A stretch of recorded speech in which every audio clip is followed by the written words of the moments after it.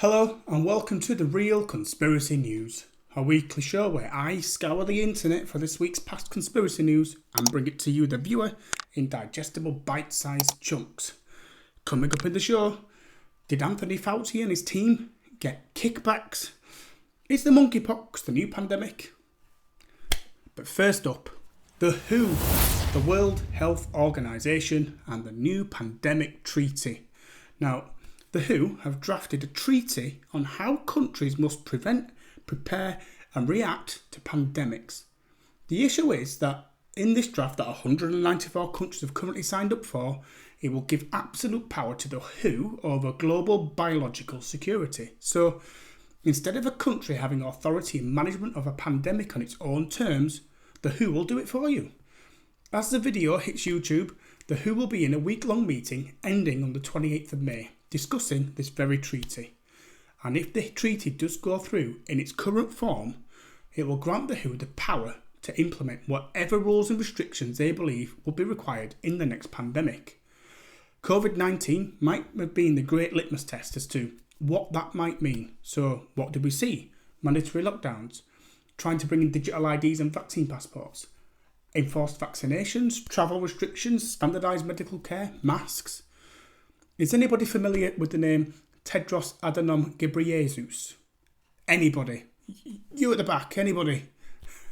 I don't think you will, but you very well may need to remember his name because he's the guy, he's the head of the snake, the head of the WHO, and he's the one who believes that because we didn't work very well in the COVID-19 pandemic, for the good of all mankind, they need to carry the burden and take the reins of the next one. Tedros said the idea behind the upcoming session at the World Health Assembly is to start sketching out a new world order to handle the future health crisis. New world order. I'm sure there's a conspiracy behind that somewhere. He said, to manage shared problems like pandemics, you need laws and rules that bring obligations to countries, and that's what we miss. And he said, I hope countries will agree to a binding pact so the pandemics can be managed better. A binding pact. Whatever the 194 countries agree, it will effectively be a law above all sovereign laws. What we don't know of yet is, are there any consequences for not following these laws? Each country managed the COVID-19 pandemic differently. So, is it a fine? Is it a naughty boy slap on the wrist? Is it a night in the cells? Is it imprisonment or enforced isolation? Will vaccines become enforced, breaching your human rights? But if you refuse to do the vaccine, do you then create this new caste society? Your own autonomy may not be yours and the choices may not be taken for you. Decisions will be made at a global level and maybe not even in your best interests. People are already massively disillusioned with politics and their leaders. This puts leadership at an even further unreachable distance that you just can't hold these people to account. Do any of you remember voting this in? Voting for the WHO leadership team? I don't think you did, neither did I. While the European Union and at least 70 other countries are pushing for legally binding treaty, Brazil and the US are wanting a softer agreement, but they're not out of it completely.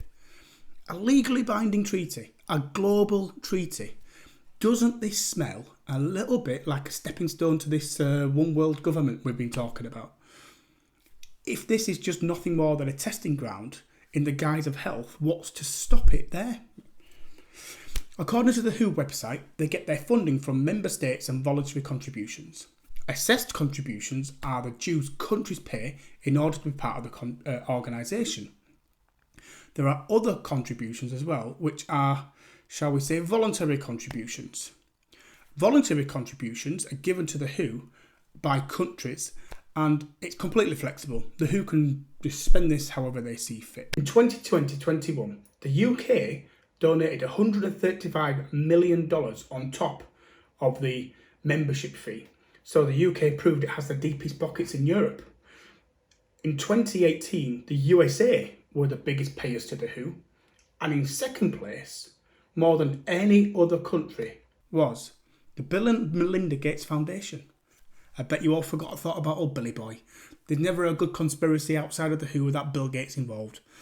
But surely Bill Gates, through his philanthropy, he's got no conflict of interest and absolutely nothing to gain through the donations to the WHO, right? Bill Gates said, to avoid another COVID-19 or worse, the world needs a full-time, paid team whose entire job is to prevent pandemics. I call it GERM. Global Epidemic Response and Mobilisation Team.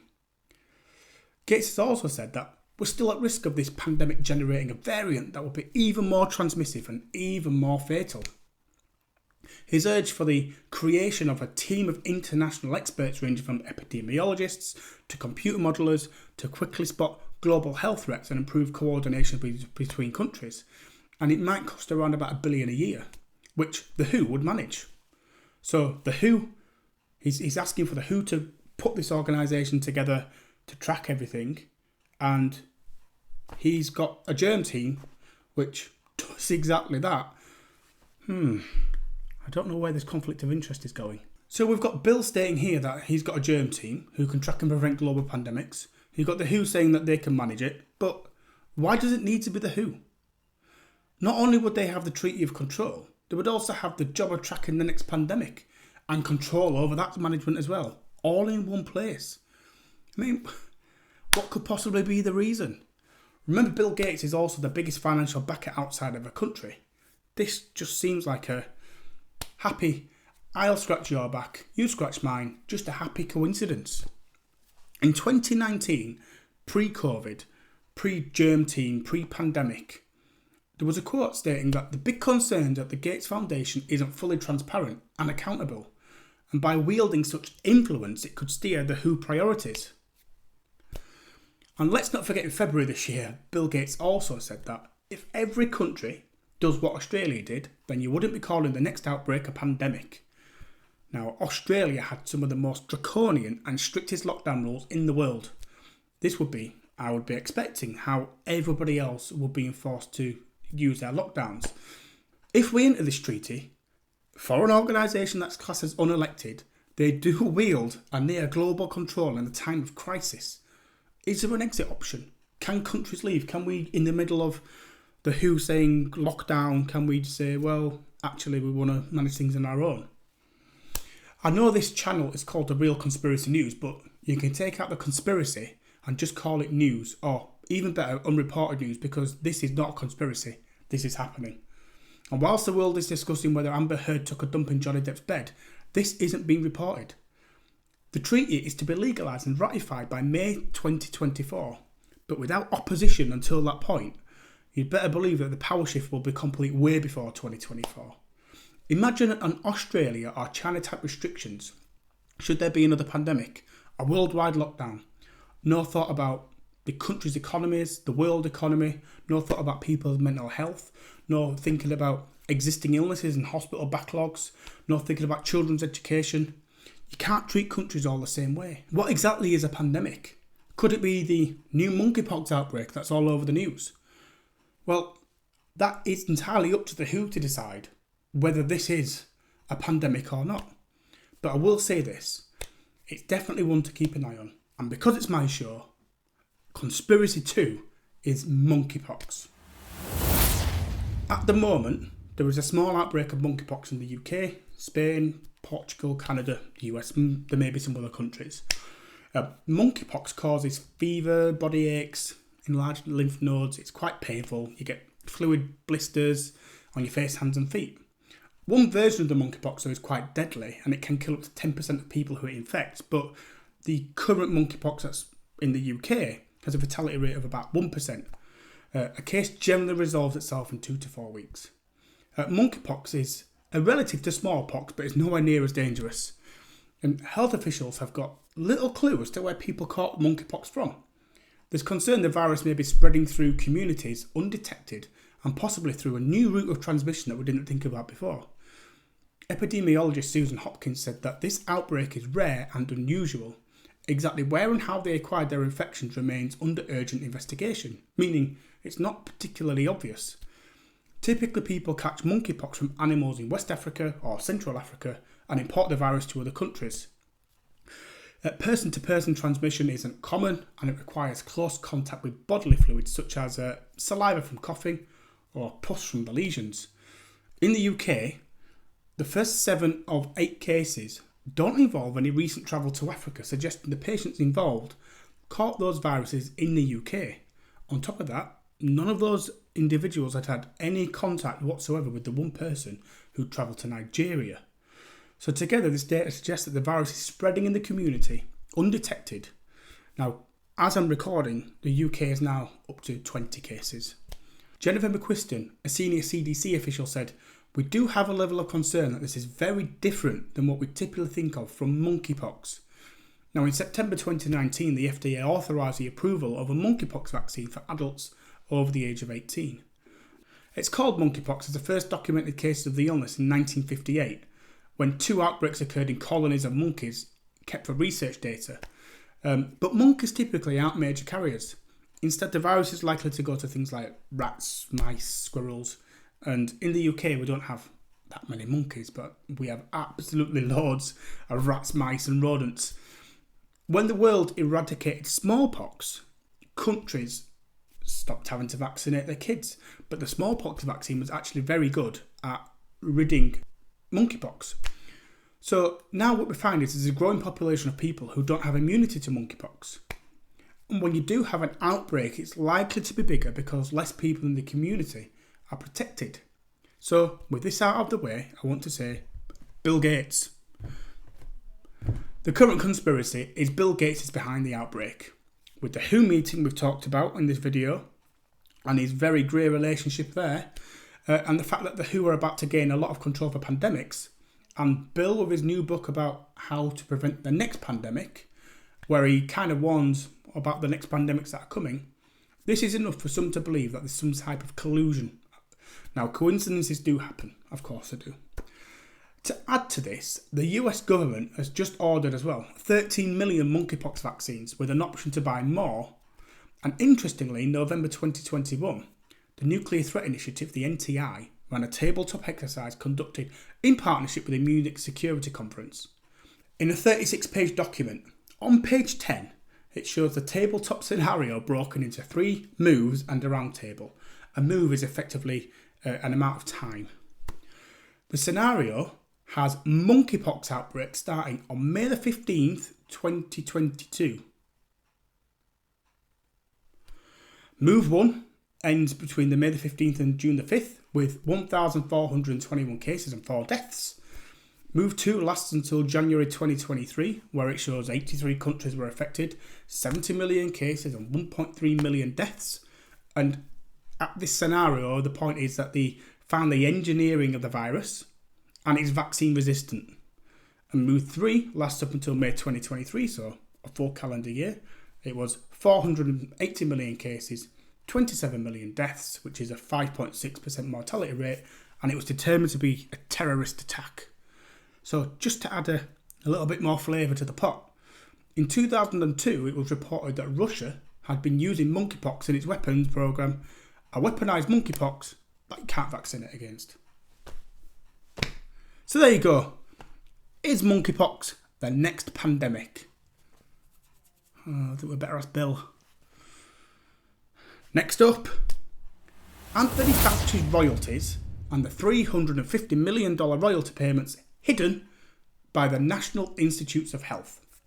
So the NIA paid out $350 million in royalties to agency and NIH scientists. Now, according to a Freedom of Information Act, between 2009 and 2014, both Anthony Fauci and former NIH Director Francis Collins received royalty payments from pharmaceutical companies. Now, this may present a conflict of interest since they had a great deal of influence in deciding what research the government will fund next. Neither of these two people were scientists but were classed as administrators, so it seems they shouldn't have been receiving any money at all. Anthony Fauci, the director of the National Institute of Allergy and Infectious Diseases, NIAID, he is the highest paid federal bureaucrat, also received on top of his wage 23 royalty payments, and he gets paid $456,028 by the taxpayer. Francis Collins, the NIH director from 2009 to 2021, received 14 payments. Collins' taxpayer-funded salary is $203,500. Clifford Lane, Fauci's deputy at NIAID, received 8 payments. His salary is $325,287. Now, in the above examples, although we know the number of payouts to each scientist, we don't know how much they were paid because the figure was redacted from the disclosures. The great question was posed: did Collins and Fauci earn these royalties from work performed before their government services as bench researchers, or are they potentially patent owners? And if so, what did they contribute to the product's development? If they were simply rewarded as acting as administrators and not researchers, is it akin to a kickback? Which is where this gets really troublesome. A kickback is an illegal payment intended as compensation, shall we say, for preferential treatment or any other type of improper services received. Now, the NIH don't exactly cover themselves in glory here, because at first they defied the Freedom of Information Act law and refused to even acknowledge that the record had been requested. Then they used taxpayer money in litigation to slow down the disclosures. So what they did say is that the agency admits to holding 3,000 pages, and over a 10-month period they're willing to release 300 pages a month. Now, Judicial Watch, as the lawyers, sued the NIH in federal court last October. The NIH is also after redacting key information of the royalty payments, such as how much they were paid and who paid it. So the Freedom of Information Act is completely redacted, so it's nearly worthless. But under court order, the NIH has agreed to produce 300 pages a month, as we've just said. However, surprisingly, it's insisted on producing the documents related to Anthony Fauci last, so you'll see those in November. Now, the conflict of interest alone should have been enough to remove Anthony Fauci and others from their positions inside the National Institutes for Health, the FDA and the CDC. Remember, this is all before COVID. So if the alleged kickback is true, hopefully we do get to see the numbers one day, can you actually imagine what it might be during the pandemic, when drugs and masks and huge sales of everything everywhere? Now, the bigger question is, if these kickbacks are true and the conflict of interests exists, apart from breaking the law, when Fauci's on TV telling the American public what drugs to use, what mandates to follow, does this come from a place of science, or does it come from a place of financial incentive in filling the pocket? I'll let you all decide the answer to that one. Thank you very much for watching. Please do like, share and subscribe. I hope you've enjoyed today, and I will see you again next week for a brand new episode.